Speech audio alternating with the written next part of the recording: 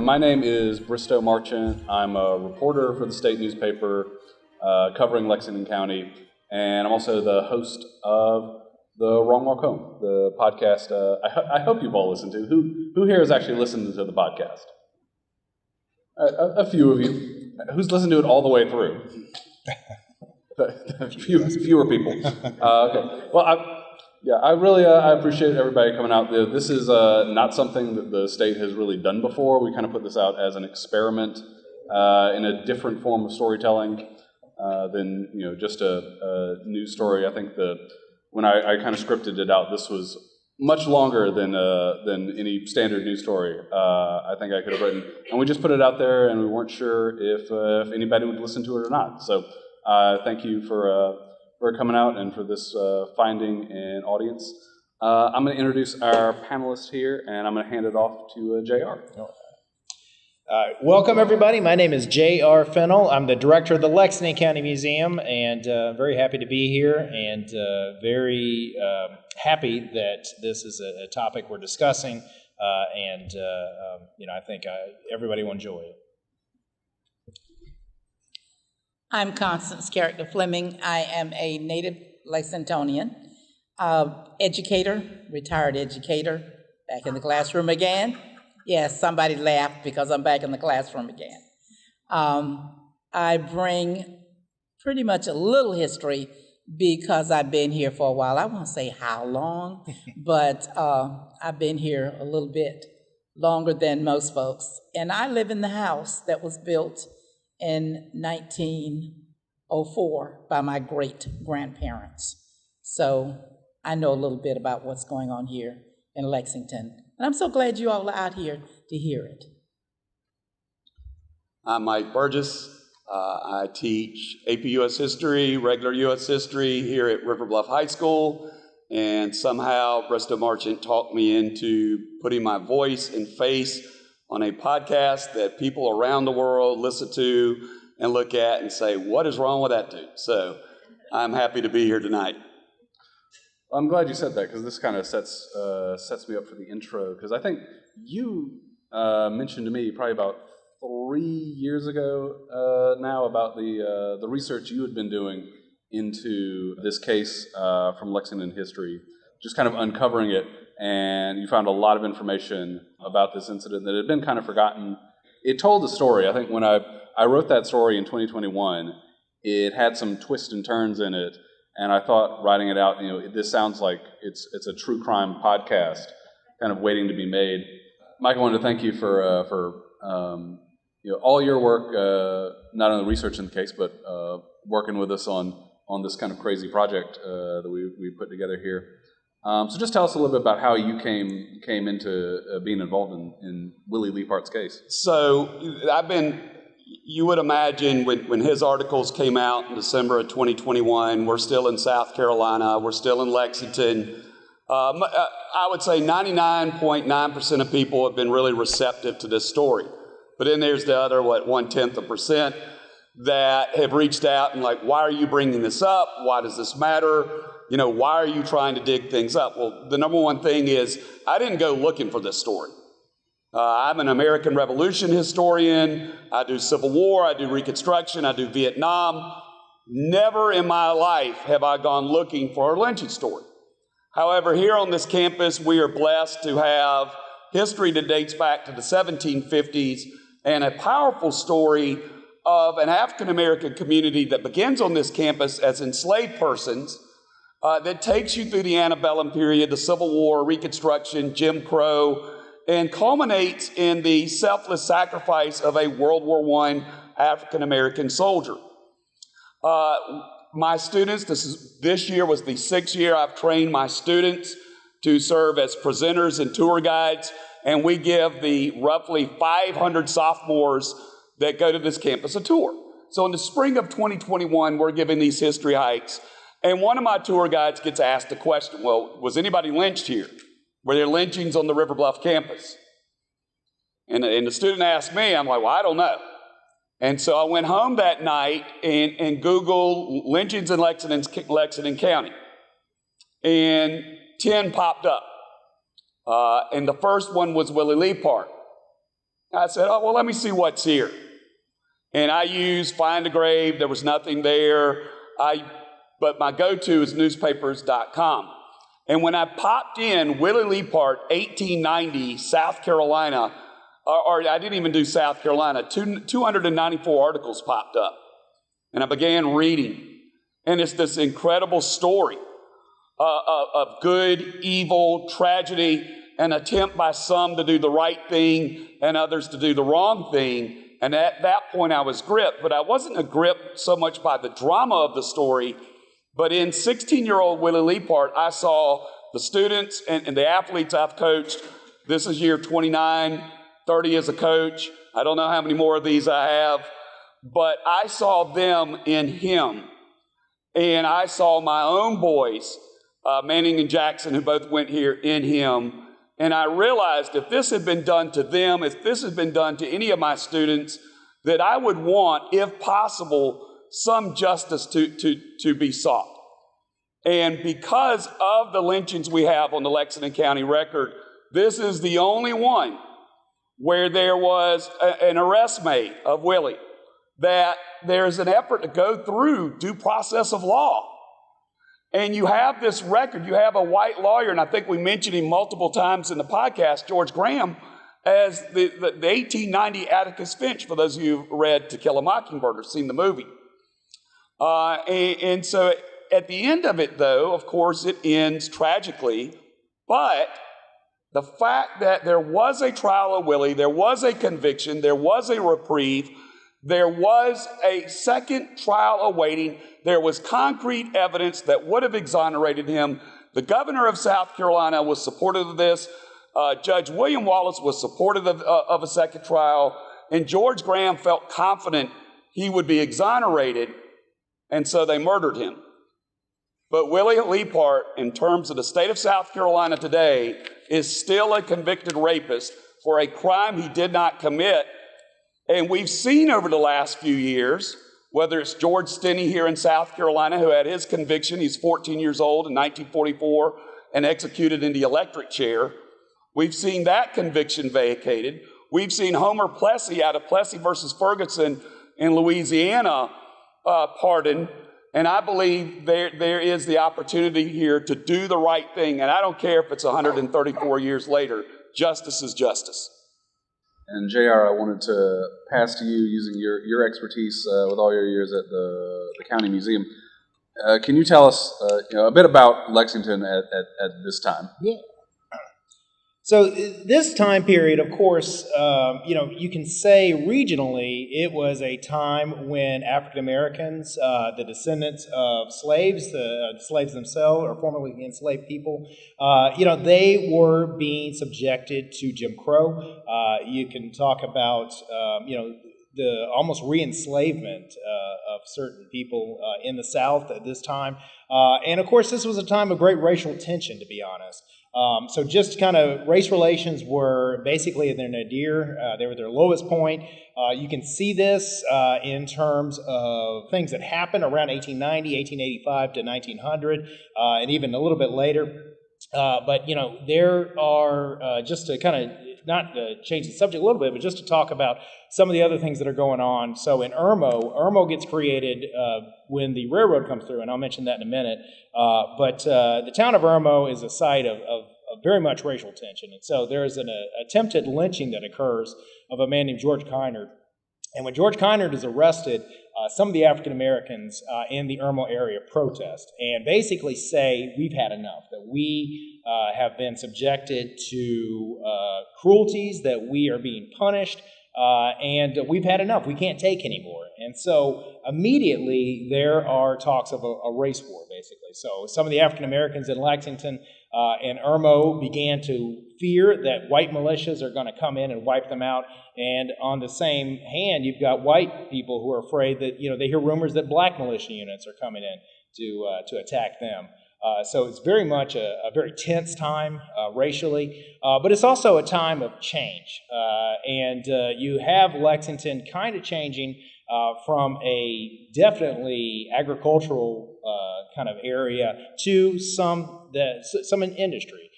So you did have some textile mills before the Civil War. You had the Saluda factory that was where the zoo's botanical gardens are today on the Saluda River. You had the attempt at Laurel Falls textile mill, but for the most part, Lexington was agricultural.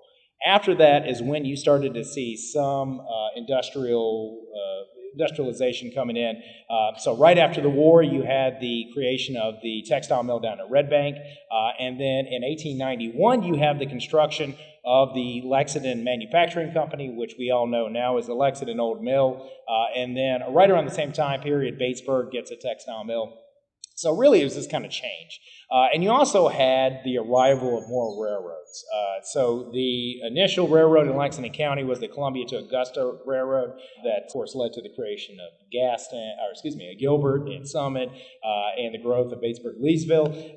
But you also had like the CNNL, the Columbia, Newberry, and Lawrence Railroad, which leads to the creation of Irmo and Chapin.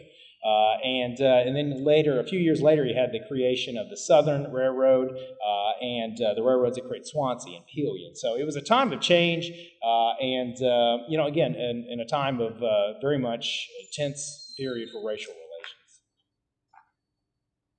And Constance, I know on the podcast you had shared a story with us about growing up in Lexington that I think kind of speaks directly to some of those tensions that JR was just talking about. Yes. As I had stated before, I live in the house that was built by my great-grandparents. The reason why the house was built, my great-grandfather, they brought him, and I will not name the family, but they brought him from the mountains of North Carolina, and he came to Lexington to work. Well, he was an Indian, and Indians did not make good slaves. They were good workers, but they didn't necessarily follow the rules, or they didn't have the fear that the average African American had. So therefore, we are told that he would, if you did something wrong to him during the day, he would make sure that he got you at night before he went to sleep. So therefore, he took a liking to my great-grandmother, and they pretty much put them together and purchased this property, or let them purchase the property, and help them to build a home so they would be able to leave at night and go home and then come back in the morning. And that's how my house was built, and I live in that house now. Well, along with my living in that house, I also had experiences because I was there with my grandparents who inherited the house. And the experience that he's talking about, I mean, there were many, but this one really stood out in my mind when the KKK was coming through. And the word would be out, there will be a raid tonight, there will be a ride tonight. And we knew what that meant. So that meant that you go in your house by a certain time, and, we didn't have too many clocks, that type of thing, but you better be in there before dark. And you better have your doors open so they can see that you are not a threat or you're hiding anything and might want to attack them, so they can check everything out. And I remember on many occasions being covered by my grandmother's arm as we laid on the floor in the hall and waited for these horses to come by with these white sheets flying and everybody just screaming all types of things. And we had to stay in that position until they all went through. That means your door's open, you got all the dust, the dirt, whatever, because we lived on the dirt road at that point. There was no pavement. But the great idea was that there was fear. Sometimes they would burn crosses in different people's yards, so we would see that in the morning when we got up as well. But as time went on, and like I say, Lexington has gone through a lot. We've gone through it with, I remember Rosenwald, which is now Rosenwald Community Learning Center. That was our school. Well, we shared that with the students the African-American students from Pelion. There was buses that came from Pelion, from Irmo. There were buses that came from Irmo, from Gilbert, because that was the only school we had at that time. And we took pride in that. And we still do take pride in that, and we're happy that it is still a school. It is still functioning in some capacity for education in this community. And as far as the Willie Leaphart case was concerned, I did as much as I could with the Leaphart families that are currently here. However, that family goes back even farther because at that time, that was not something that we could talk about. My grandparents could not talk about those type things. In fact, the only reason why they talked about the Klan, and they never said the Klan, they just said they're getting ready, there's going to be a ride. I remember that, there's going to be a ride. And we had to prepare for that ride. So Lexington has come a long way, but there's a lot. And as time went on, I was a part of the integration. I was a part of that first group that went to Lexington High School. It was not easy at all. I was accused of some things, oh, my purse fell one day and everybody just jumped. Oh my goodness, what's going on? And finally, one young lady got down and started helping me, and I said, well, what's the matter? Can I see your razor? What razor? We were told that all of you carry razors, and if you get cut with a razor, your skin will go backwards. Where's your razor? There's only one razor blade, or maybe two, in my house, and that's the one that my father uses to shave with, and that's in the bathroom. We can't touch it. In fact, we can't even reach it because it's up in the medicine cabinet. No, I don't carry a razor. Never have, never will. So we had to, at that point, break down those barriers and let people know what's going on. I am very thankful that this information is coming out. It needs to be shared. And it is an education. It's not something, well, some people, just like you said, didn't want to hear it, don't want to admit it happened, but it did. But we're here to talk about it, and we're here to understand it, and I think we're here to make sure it never happens again. And Mike, I'll go back to you. You mentioned using newspapers.com to cover, and I think this case is unique not only because of kind of the legal aspect, going through trial and all that, but also because it was so widely covered, and we have so much information in the form of these newspaper articles. You heard a clip of somebody from the podcast reading a lot of this primary real-time source material. Talk a bit about what you've been able to uncover through all that, and kind of how rare that is. Well, first of all, if I were trying to do this 10 years ago, it'd be impossible, unless, because, these newspapers that we used, unless they were archived at the state, you'd have to go down there, maybe get copies. It was impossible. It's impossible for researchers to do this. So things like newspaper.com opens the door to deeper scholarship. But things that were interesting to me, I guess that's what your question is the reach. When you look at 294 articles, these stretched all over the country, to the West Coast, to the Midwest, to the North, to Canada. There's even a German article on this one case. It was a national story. In fact, if it's okay, I want to share the one thing, yes, and we have a number of young historians here, or at least hopefully one of them will be a young historian because I can't do this forever, is you go back and you look at the record, and there were things I missed, right? 294 articles, you're going to miss things.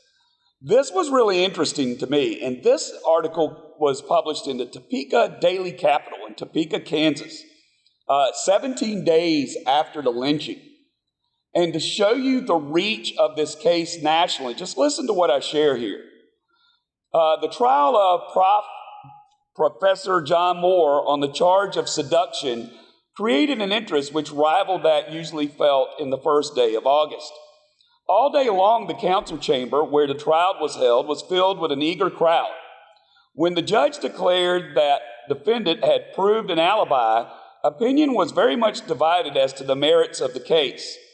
A great deal of sympathy was manifested for the girl in the case, but Moore claimed that in essential particulars, it was a Willie Leaphart case And he did not purpose to play the Willie Act and be made the scapegoat for another's crime. And so that was 17 days after the lynching. And out in Topeka, Kansas, an African-American man who has been accused of seduction of a white woman is referencing Willie Leaphart and Willie being a scapegoat. You want the other one now? Yeah, go ahead.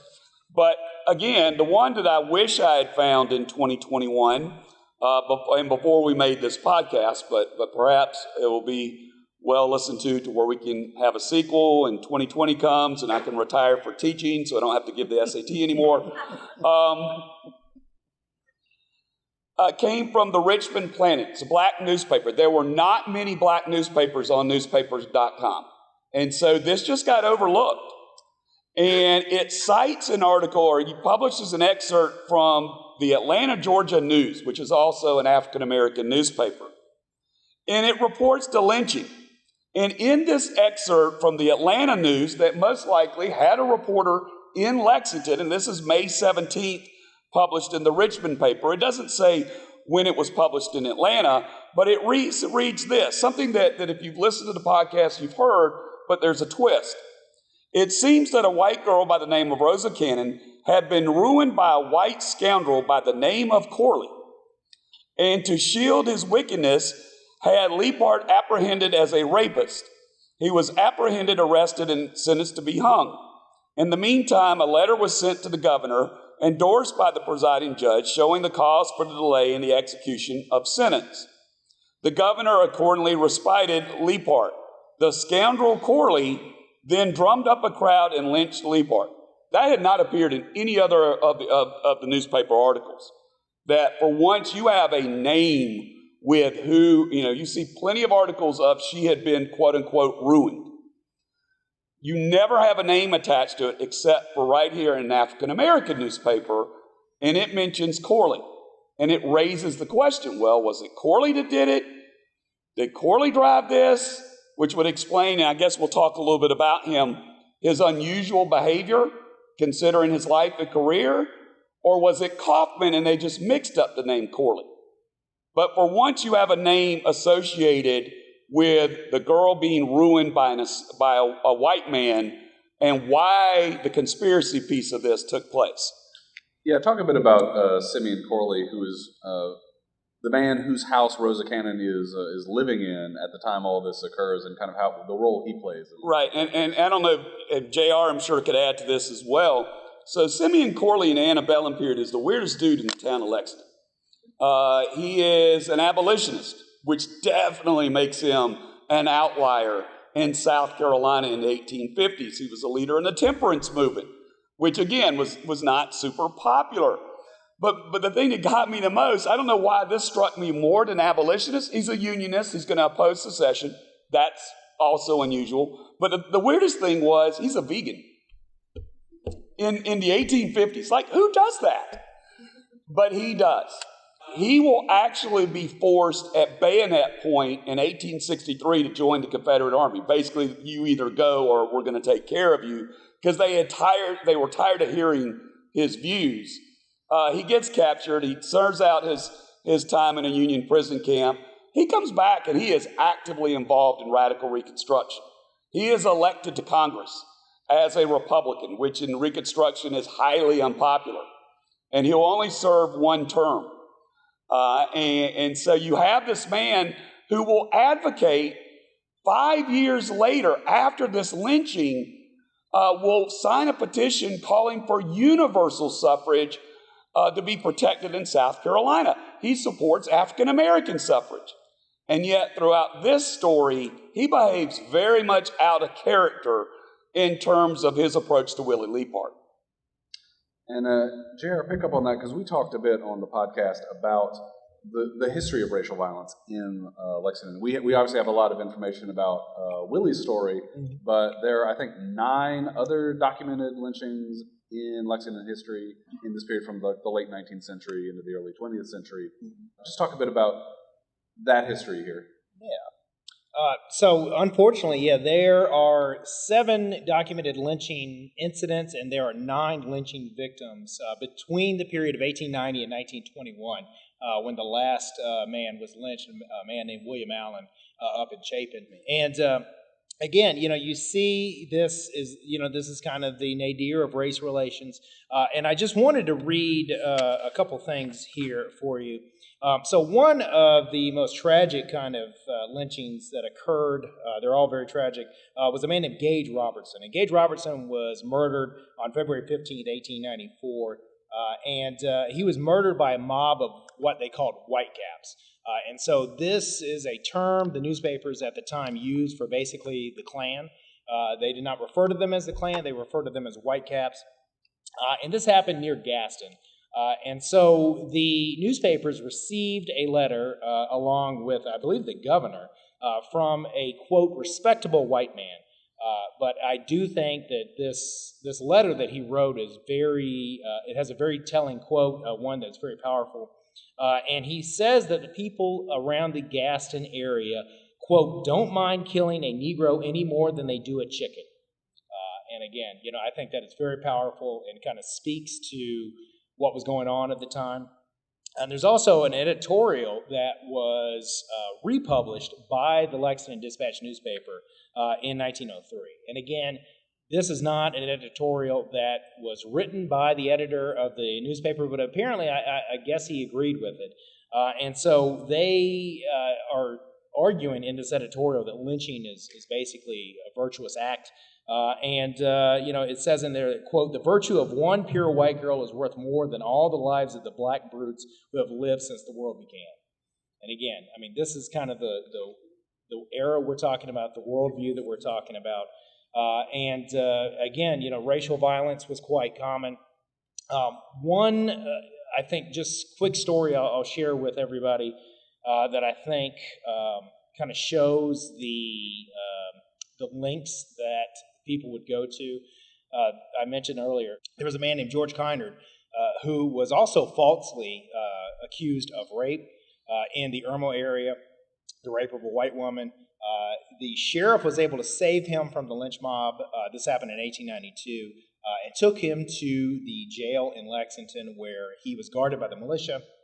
But the people of Irmo, along with the people of Gaston, decided that they could not wait for a trial to take place, that they had to murder this individual. And so they came up with a plan where basically they were going to use dynamite to blow the rear of the jail up. And again, I mean, they obviously did not care what damage this would cause, what other prisoners they would harm, if they would kill the sheriff. They were just apparently on a mission to kill George Kinard. Fortunately, the people that were involved with this conspiracy were not the greatest at keeping secrets, and so one of the members was telling another member about it and forgot apparently that the sheriff was a member of his church.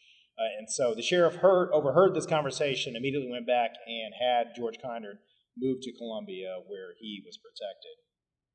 But again, I mean, this is the era we're talking about.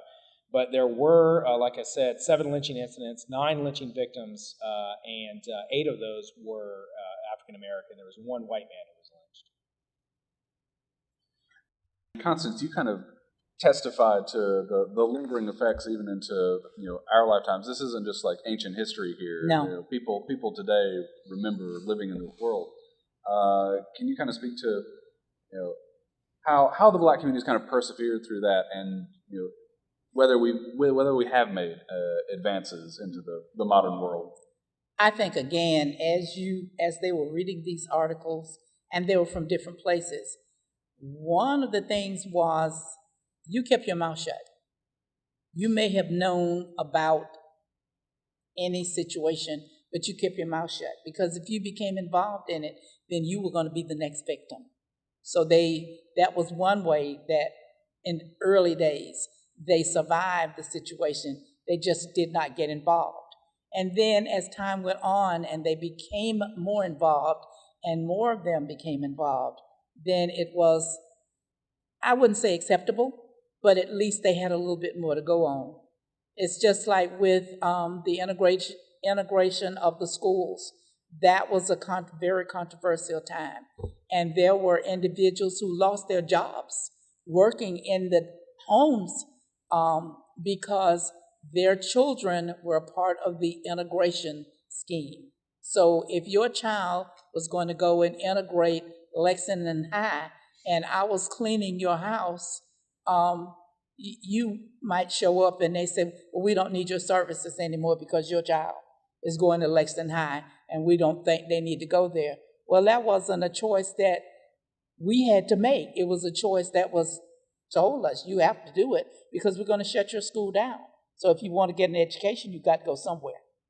So that was one example. Then another example, I think, is from the standpoint of just what they're saying.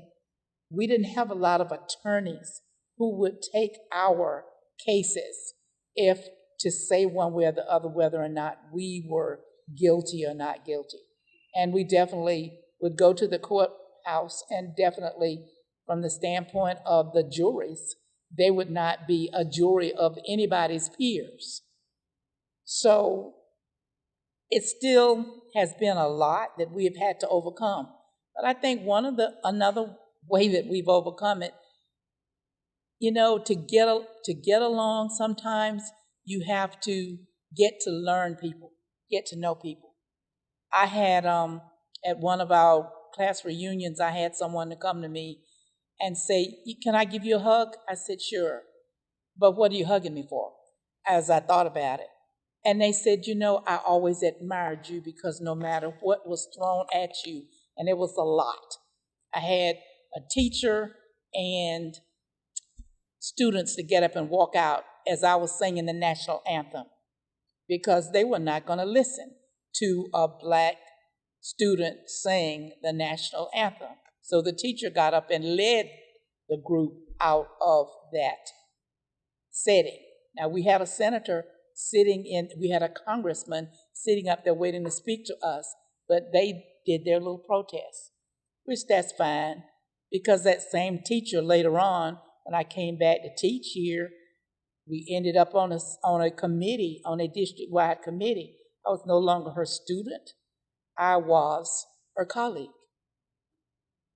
So we, like anybody else here, had to learn how today it's going to be one way, but tomorrow there's going to be a change.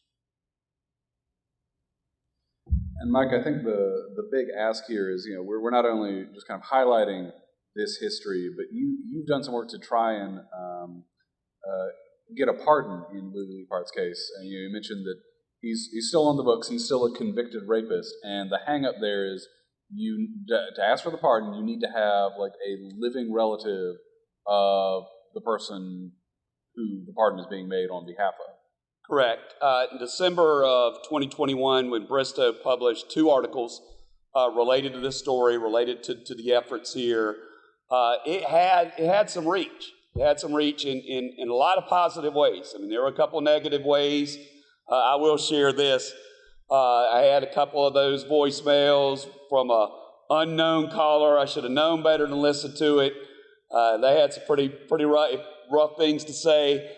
One of them basically told me to get me and my family out of Lexington, and dropped some other language in there. And then at the end, he had to have been drunk because he was like, "And you have a good night, sir. I hope everything's fine." I'm like, "Okay, dude." But part of the positivity came from some of our elected officials.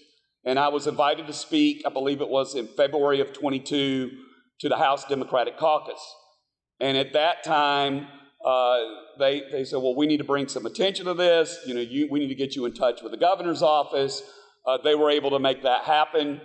And the aide from the governor's like, yeah, this is something we would be interested in. Let me call the Pardon, Probation, Parole Board. And I don't know what order those 3 go in, but the 3P board.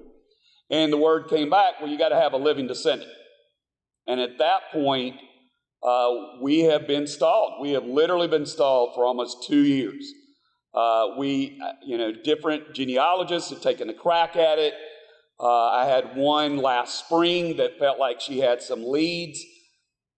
It actually ended up, she ended up chasing down the wrong branch of the family tree, but she did have some folks, and maybe one of them would have known something, but they all lived out of state. Some of them lived in Florida, Georgia. Calls weren't returned. One lady did pick up the phone, and she was very, very nice for like 2.3 seconds. And then she's like, I don't know who you are. I don't know what scam this is. Don't ever call me again. Click. So, the difficulty and the hopes behind the podcast is someone who has heard this story in their family history will hear it and reach out to us so we can go through the bureaucratic hoops to get this young man pardoned, because it's the right thing to do. In terms of the family itself, I know JR has done some research there. I went back and looked. Willie has one older brother who we have records of on Ancestry, who moves pretty quickly after the lynching to Jacksonville, Florida. And we know he has some children too, but of course with Ancestry it's hit or miss. One of the children, Willie Leaphart, we have on Find the Grave, dies in 1974, but it doesn't indicate if he had children or not. It could mean his children or his grandchildren are alive and well in Duval County in Jacksonville, Florida, and have no idea that we're making this effort here in South Carolina.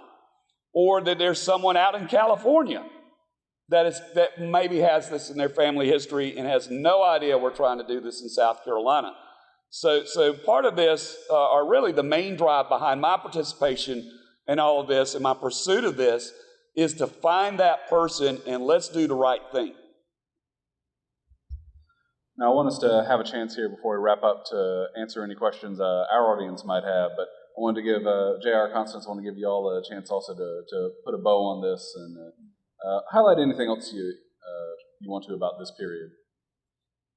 Yeah, one thing I will say is that, hopefully we can get this committee back together, but we did have a committee that was dedicated to trying to put some kind of memorial or memorials or markers up to basically commemorate, the violence and to memorialize the victims and to, put names out there and, and let people know what happened here.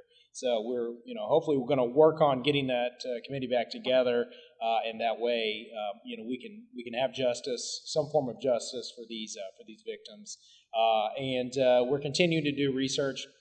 One thing I will say too is that Willie Leaphart's father was named Don Leaphart, and Don Leaphart was formerly enslaved by John Fox, and we have John Fox's house at the museum. And so it's pretty powerful to know that, the man whose house that we have, was, enslaved the father of Willie Leaphart. So it's very powerful and something that, we're hoping to do more research on. And we have recently, put a new text panel up in the slave quarters of the Fox house, recognizing the names of the enslaved and talking about some of their relationships and their descendants as well. And Constance, you have some final thoughts for us? Just that we continue to move forward. We cannot move forward without recognizing our past, but we continue to move forward. I had one incident, as some of you know, I ran for mayor for the town of Lexington. That was a very interesting experience. And I think one of the most interesting, well, it was two. I was out collecting signatures, and I had a bad experience because I was told to get off the blankety-blank porch. We're looking down the barrel of a shotgun. And, of course, I got off that blankety-blank porch because I didn't want anything to come out of that shotgun. And then I came home late one night after out campaigning and shaking hands and kissing babies and all of that good stuff, while it was still worthwhile to do that. And I had this message, like you said, some real bright individual left a message for me that said, yes, you might be elected, but if you do, you won't be long because we're going to kill you. I'm like, okay, no, it's not worth all of that. But, I'm still smiling and I'm still here. So I think what we carry from this is the positive. Like I say, as long as we're still breathing, as long as we can still share this information so that others know this really did happen. You know, sometimes you, no, that didn't happen. You just making something up. No, these are things that we have lived, and we want to share it. Why? So it won't happen again. So thank you. And Michael, I think you had one more document here you wanted to share with us. Yeah, I think it's interesting. So the question has come up, do we know where Willie is buried? And the answer is sort of yes. This was something found in the last year or so. There was a manuscript in the library from a Nanny Wingert that if you've driven down Old Cherokee Road, once upon a time, there was the White House florist right there next to the nursing home on one side and the Alzheimer's Center on the other. And in it, she talks about where the location of the Potter's Field was. And this is where they took Willie Leaphart immediately after the coroner's inquest. They took him to the Potter's Field and put him in an unmarked grave before the South Carolina Attorney General could come out to view the body. And so we know he was in the Black Potter's Field. And she tells us exactly where it is.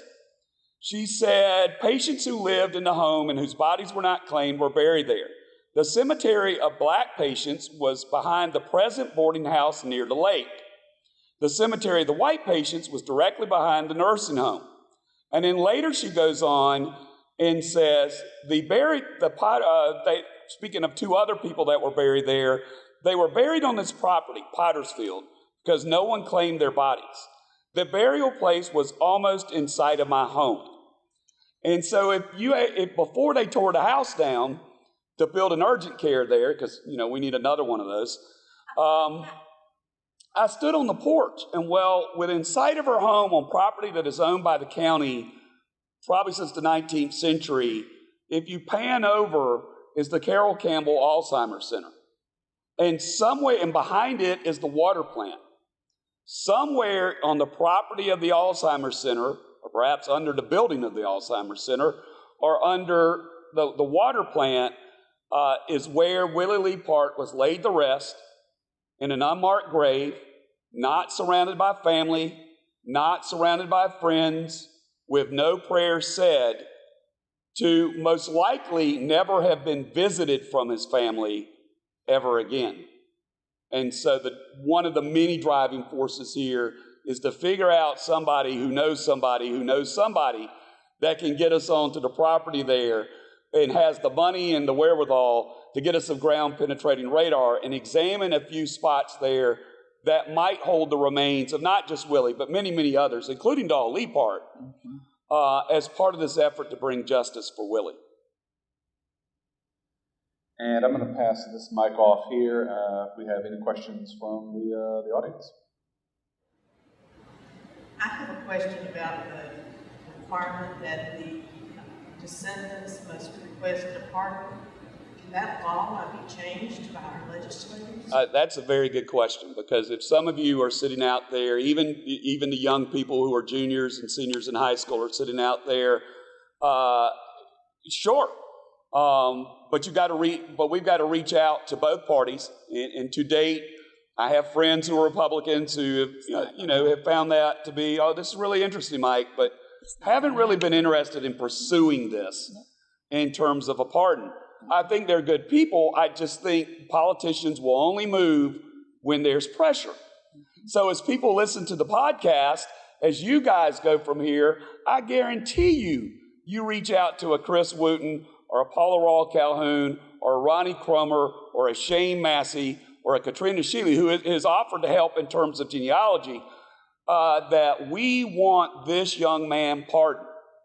And we want an effort made to locate this Potter's Field, if it is, to see if it's still out there versus under the Carroll Campbell Alzheimer's Center. I think once you put pressure versus just me and just Bristow, our political leaders will be willing to move. We would even be willing to accept as a consolation prize, I guess. There's no consolation prize to justice. But even if we could just get his conviction vacated, that would perhaps be an option. But we also need an attorney. We've had 2 attorneys be willing to take this on. One has since passed away, and the other got busy as the chairman, as former student of mine of Richland County Council. We need a lawyer who is going to want to make this a priority, and a lawyer that is going to actually work with us actively versus, well, you tell me what you find out and give me a call. To figure out, is there another way to go about getting this young man's name cleared? So if you know lawyers, now I know we have one sitting in the audience. If you know lawyers who are willing, and I don't need a lawyer again to have us do all the work, and then they're like, oh, well, I'll eventually get to it. We need someone that's willing to make this a priority and call down the 3P board and say, look, is there any other way we can do this? Or how do we go about vacating a conviction? In either way, getting this charge, this conviction of rape off this young 16-year-old boy's record who was simply in the wrong place at the wrong time and did nothing wrong. You mentioned there were international newspapers. One was a German newspaper. I'm just curious if there are any unique perspectives shared in that newspaper. They were pretty standard because what you would do in this time period is you would have some local reporters like from the State, the Augusta Chronicle, the Greenville News, that would write the stories and they would go out on Telegraph. And so people around other papers around the country would just pick up the stories and reprint them. That's what makes the Richmond Planet pieces like that, because a reporter from the Atlanta News wrote this story in which he pointed the finger at Corley for ruining her and leading the lynch mob, and it went out on the wire, and they reprinted it. So that's the reach. Nobody from Canada came to Lexington, South Carolina to report on this, but they saw the story, and obviously this is a time of sensational journalism, and they saw the drama surrounding this, and they decided to go ahead and reprint it, and it reached all over the United States. As an educator, I would like to know your definition of lynching, because from what we currently know, we only think about somebody being hung from a rope. So what is the definition of lynching? So I'm not an educator, a historian, but I think lynching as it is defined in historian circles is basically any kind of mob attack. Again, most of the time it is racially motivated, but it is not just lynching. I mean, it can be, like in Willie Leaphart's case, it can be gunshot wounds, it can be any kind of execution like that.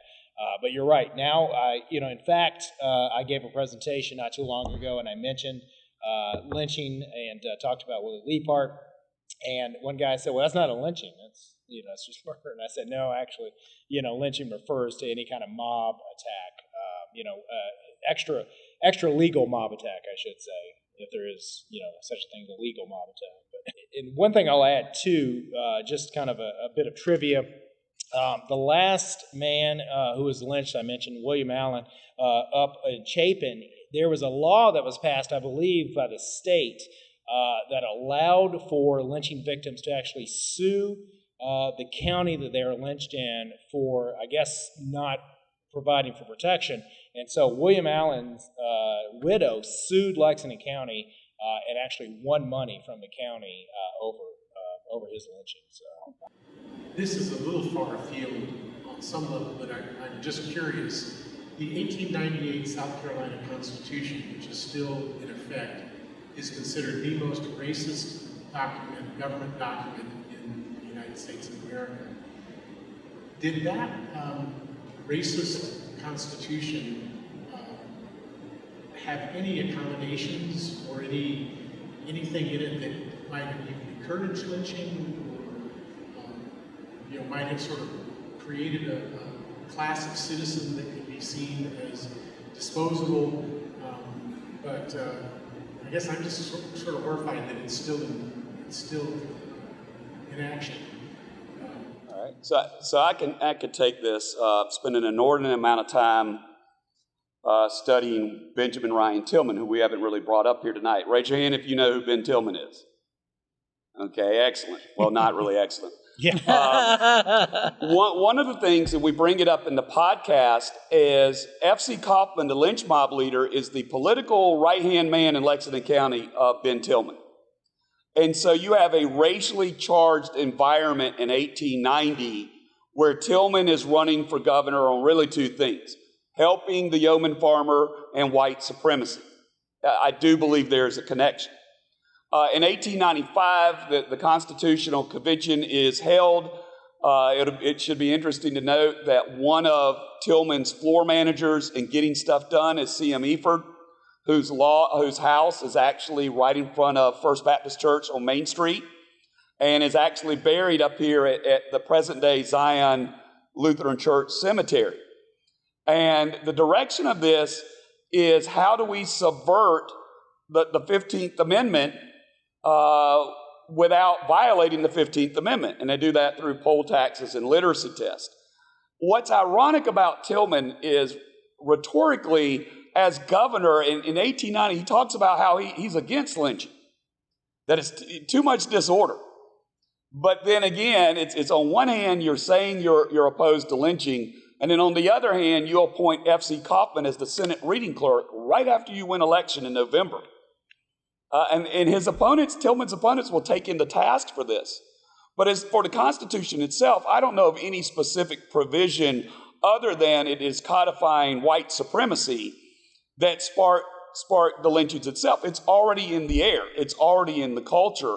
And having someone like Tillman at that point as your United States Senator, where he even talk about on the floor of the Senate, lynching African Americans, and even in response to Theodore Roosevelt dining with Booker T. Washington at the White House, we'll talk about the need to lynch 1,000 African Americans before they'll learn their place. Certainly men like him and Coley Blease that follows him contribute to this heated air in South Carolina that leads to this influx of lynchings. Hi.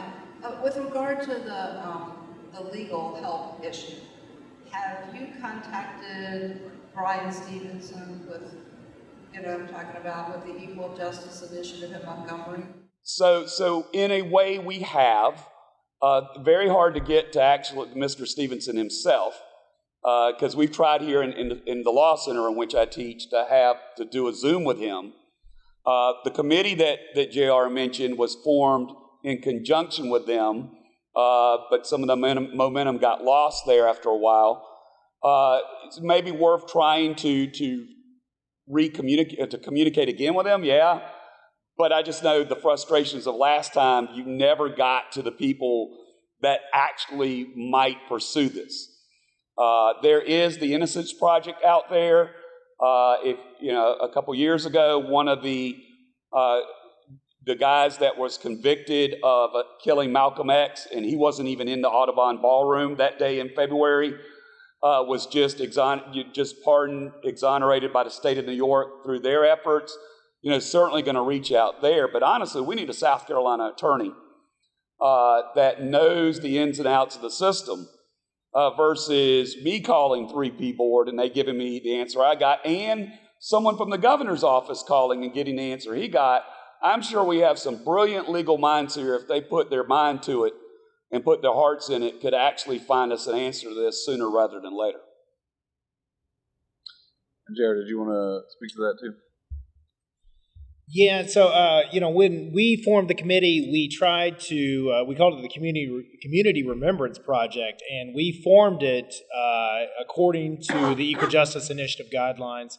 And so we had several Zoom meetings with representatives from the Equal Justice Initiative, and this is not a slight towards them or anything, but the representatives that we were meeting with were mostly interns and not full-time employees, and really we were still trying to figure out at that point, what we were going to do, what type of marker or monument were we going to, focus on one individual at a time, or were we going to just try to memorialize, all the victims, so we never, as far as I can remember, really broached the topic of, trying to get a pardon for Willie at that time.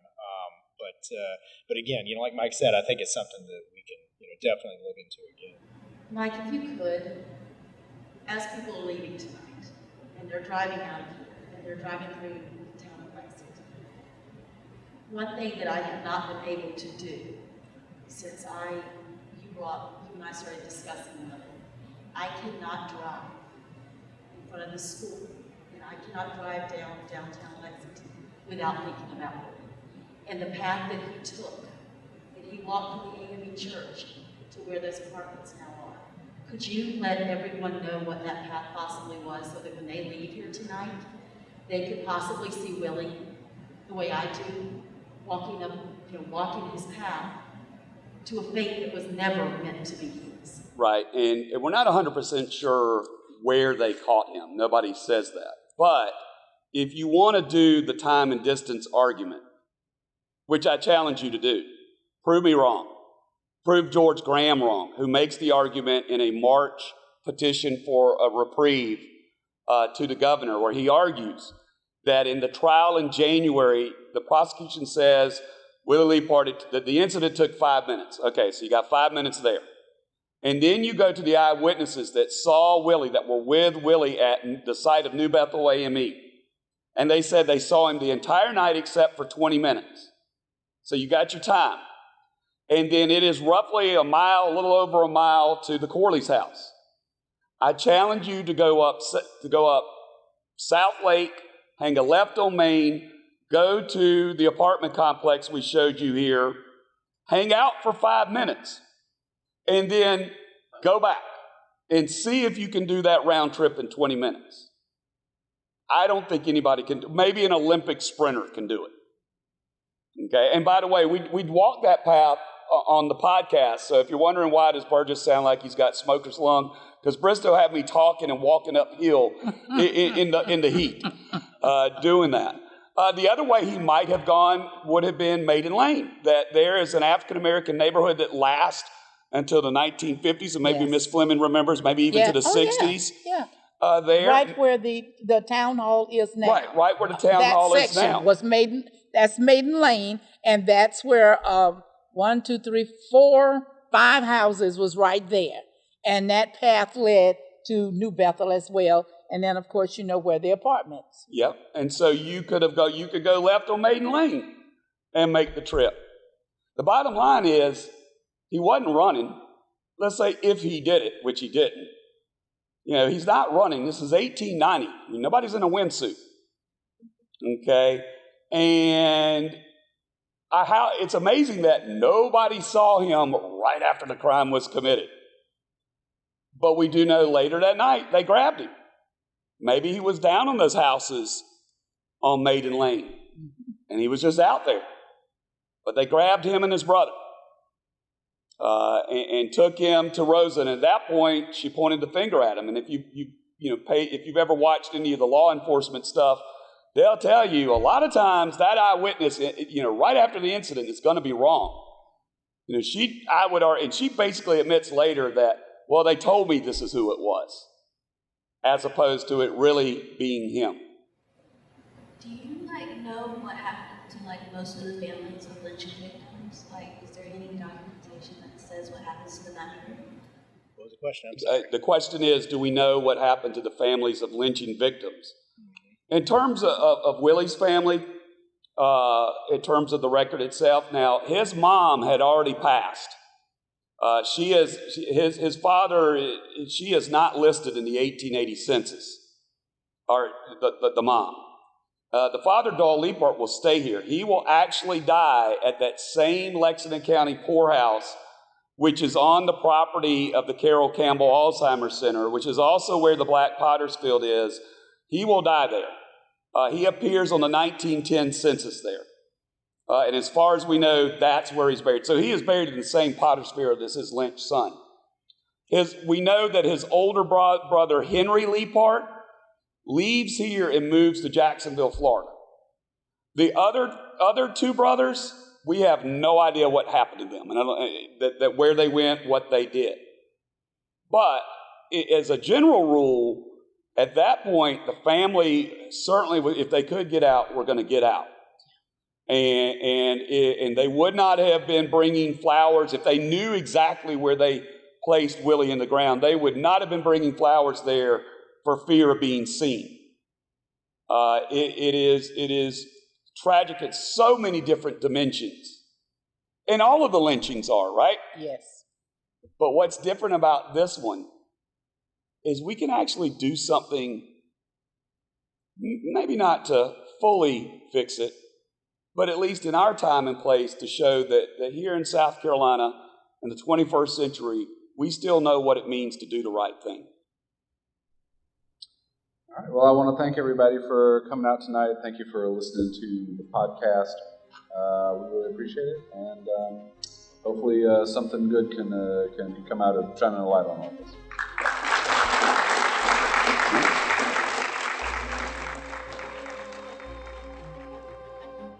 I'm Bristow Marchant. The Wrong Walk Home is a product of the State newspaper. It's produced by Loumay Alesali, Jennifer Molina, Hrisanthi Pickett, Kata Stevens, and Joshua Boucher. Special thanks to Don Blount. For lots more on this story, visit thestate.com/Leaphart. If you have more details on Willie Leaphart's life, death, or descendants, email me at bmarchant@thestate.com.